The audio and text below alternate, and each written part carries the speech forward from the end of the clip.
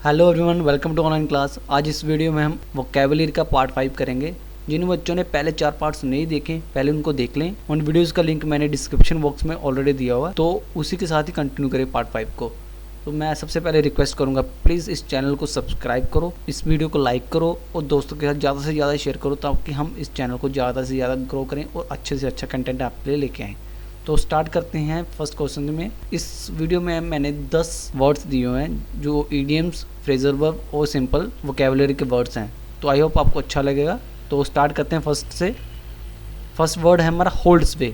Hold स्वे basically एक idiom है, तो जिसका मतलब किसी के ऊपर ऑथराइजेशन होना, टू हैव पावर और स्ट्रॉन्ग इन्फ्लुएंस करना, किसी को इन्फ्लुएंस करना है, उसके ऊपर पावर होना, उसको हम होल्ड स्वे कहते हैं। इस वर्ड को मैं सेंटेंस के जरिए आपको समझा रहा हूँ। Pride, conviction and family loyalty have held स्वे। ठीक है, इसमें हमें होल्ड स्वे का मीनिंग वैसे ही नहीं पता लगता है कि जो भी फैमिली की लॉयल्टी, प्राइड या कन्विक्शन है, हमेशा ही हमारे चरित्र पे उसका असर जरूर रहता है। तो होल्ड वर्ब है जिसका थर्ड फॉर्म हेल्ड बनी है। ठीक है, होल्ड, हेल्ड, हेल्ड होता है। सो सेकंड वर्ड करते हैं hand in glove. Hand in glove basically एक इडियम है, ठीक है, जिसका बेसिक मतलब कोई भी क्लोज रिलेशनशिप जो कि डिसऑनेस्टी के लिए हम क्रिएट करते हैं, तो उसको हम हैंड इन ग्लव कहते हैं। तो इस सेंटेंस से हम इसका मतलब समझने की कोशिश करते हैं। It has been found that the Ludhiana suppliers who was hand in glove with health officials fudged the records of government drug warehouses in Bathinda and Amritsar.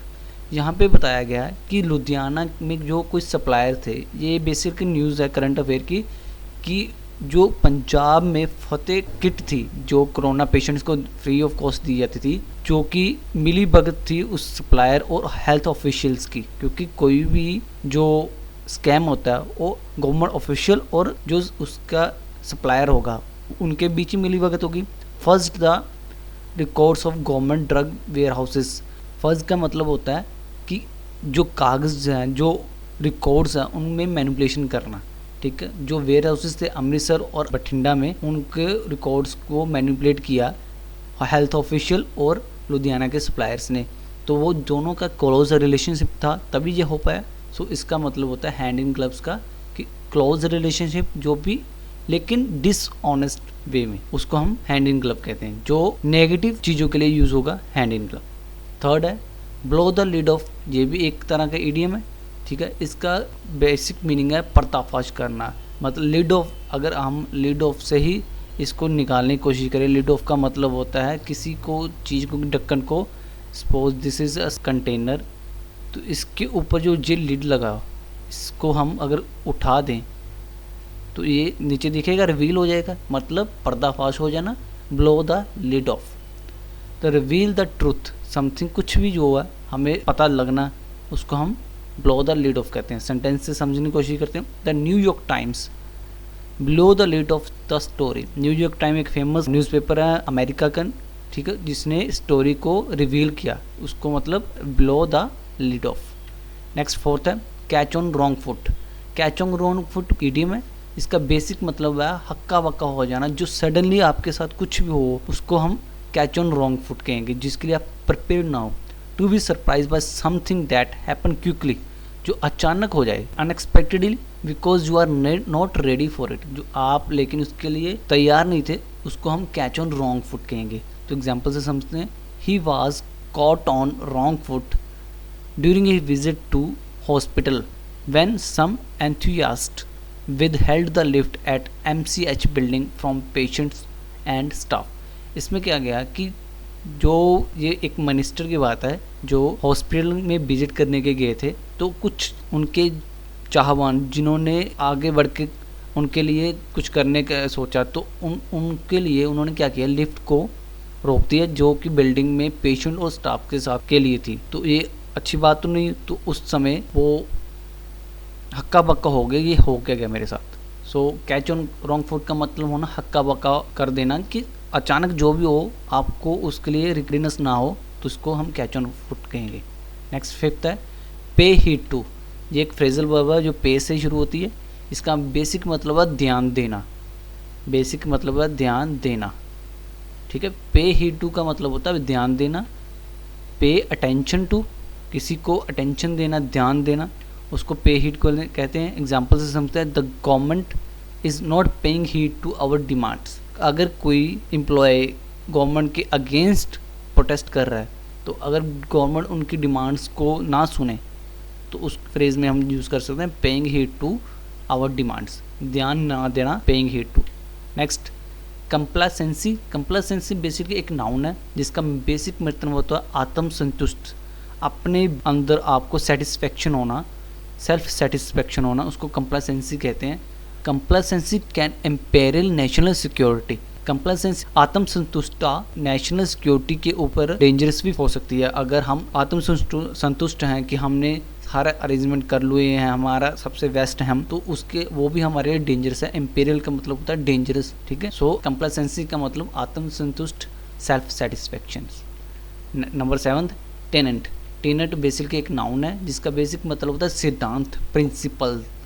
जो प्रिंसिपल होते हैं, देखिए एक प्रिंसिपल वर्ड है, एक प्रिंसिपल का होता है स्कूल का, स्कूल में जो प्रिंसिपल होता है वो प्रिंसिपल के स्पेलिंग कहते हैं PRINCIPAL, ठीक है। ये PAL और PCL के बीच डिफरेंस है, बाकी सारा सेम है। ये प्रिंसिपल होता है पर्सन के लिए, ये वर्ड है, ये नाउन है एक, ठीक है। ये प्रिंसिपल सिद्धांत है जो भी एक नाउन है, लेकिन दोनों में डिफरेंस क्या है कि PAL और PLE के बीच, ठीक है। पाल से आपको थोड़ा याद रख सकते हैं, पाल का मतलब होता है फ्रेंड, तो फ्रेंड किसी पर्सन को भी बोलेंगे। जो प्रिंसिपल है ये एक ऑब्स्ट्रैक्ट नाउन है जो हम देख नहीं सकते लेकिन हम महसूस करते हैं, तो टेनेंट होता है प्रिंसिपल्स और सिद्धांत। तो एग्जांपल से देखूं, Russia has violated the core tenants of UN charter. Russia ने वायलेशन की है कोर टेनेंट्स, जो बहुत ही बेसिक सिद्धांत से UN चार्टर के। तो टेनेंट का मतलब होता है सिद्धांत। नेक्स्ट 8, फॉरवर्ड फ्रेजल वर्ब जो फॉरवर्ड से बनी है, इसका बेसिक मतलब होता है झूठा बहाना बनाना, एक्सक्यूजेस देना। सो टू अप्रीज और ट्रिक विद लाइज और एक्सक्यूजेस।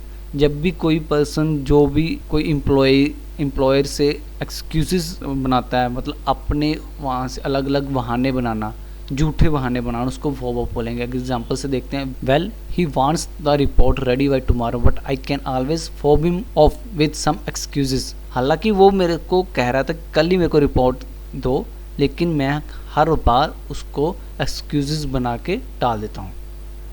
सो नेक्स्ट 9th है डिक्राई। डिक्राई एक बेसिकली वर्ब है जो जिसका बेसिक मीनिंग होता है निंदा करना, ठीक है। पब्लिकली डिनाउंस करना, पब्लिकली उसको नीचे दिखाना। तो both announcements were expectedly decried by the US and the UK।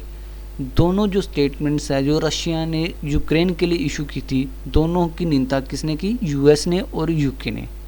Next last हमारा वर्ड है रिगाल। रिगाल एक बेसिकली नाउन है जिसका बेसिक मतलब होता है पसंद करना, किसी को इम्प्रेस करना। तो एंटरटेन और अम्यूज़ विद टॉक, बेसिकली अपनी बातों से उसको पसंद करना, उसको एंटरटेन करना, उसको रिगाल बोलते हैं।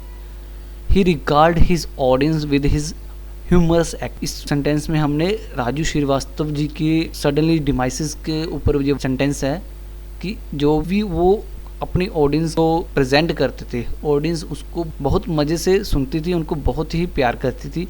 तो he regard his audience with his humorous act, ठीक है। तो आई होप आपको ये वीडियो पसंद आई होगी। जिनको इन वीडियो में मज़ा आया होगा प्लीज़ चैनल को सब्सक्राइब करके जाना, लाइक करो वीडियो को, दोस्तों का शेयर करो। आप हमारे कम्युनिटी चैनल्स पे भी जुड़ सकते हैं, फेसबुक पे हमारा पेज है, ट्विटर पे है, जो आपकी स्क्रीन पे दिख रहे हैं। Thank you.